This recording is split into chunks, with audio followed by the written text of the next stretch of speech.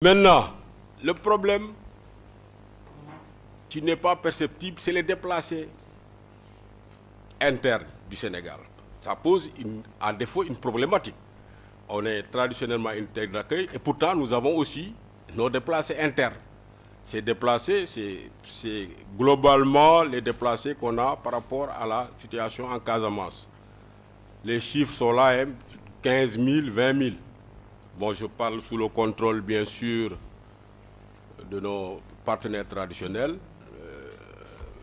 le HCR, le CICR, entre autres. Nous avons nos déplacés internes. Il y a d'autres déplacés qui sont liés occasionnellement à des catastrophes naturelles. Par exemple, nous avons eu des gens en 2009, nous avons pu évacuer des gens de l'intérieur du pays qui était estimé quand même à 150 000.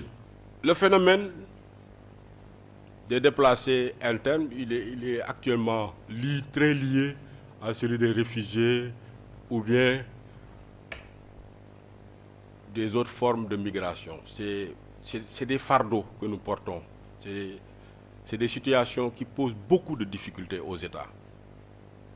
Et c'est particulièrement une situation très préoccupante pour l'État du Sénégal. C'est surtout avec douleur que nous vivons ce genre d'événements. Et je le précise, ce phénomène n'est pas récurrent chez nous. Il n'est pas récurrent chez nous. Il est arrivé chez nous, il était lié à un événement que nous avons avec le temps pu cerner et auquel, avec les partenaires, nous tentons d'apporter les dernières solutions. Donc, pour tout ce qui est de la gestion globale des réfugiés, des rapatriés, des personnes déplacées, le Sénégal, sans être en avant dans la sous-région, a pu mettre depuis 2003 un mécanisme pour coordonner l'action du gouvernement. Et ce mécanisme, c'est le comité national chargé des réfugiés. Il n'est pas compliqué, hein? On dit CNRPD, le comité national chargé du suivi et de la gestion des réfugiés, rapatriés et personnes déplacées. Pendant les déplacements, nous accompagnons et nous protégeons surtout, nous portons l'assistance aux déplacés au niveau du Sénégal. Nous pourrons en débattre et nous les consultons. Nous venons d'une mission dans la vallée, nous les consultons sur le processus décisionnel de leur prise en charge.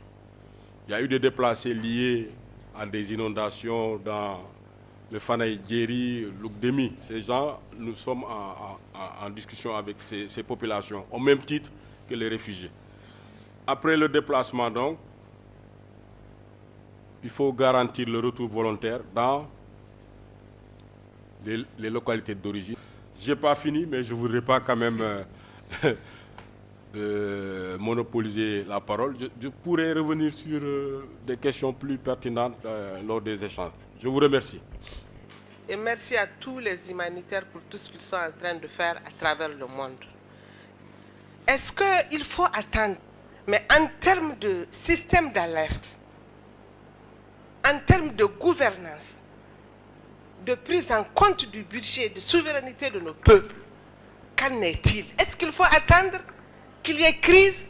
Parce que l'individu a le droit à la sécurité, l'individu a droit à la paix, l'individu a droit dans nos constitutions à avoir un domicile fixe.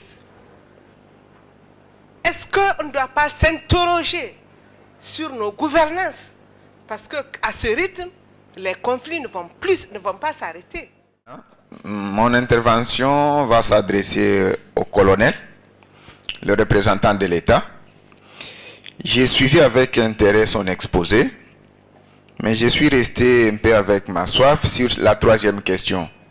S'agissant des législations protégeant ou gérant la question des déplacés, il n'a pas fait allusion. Est-ce que ça existe au Sénégal?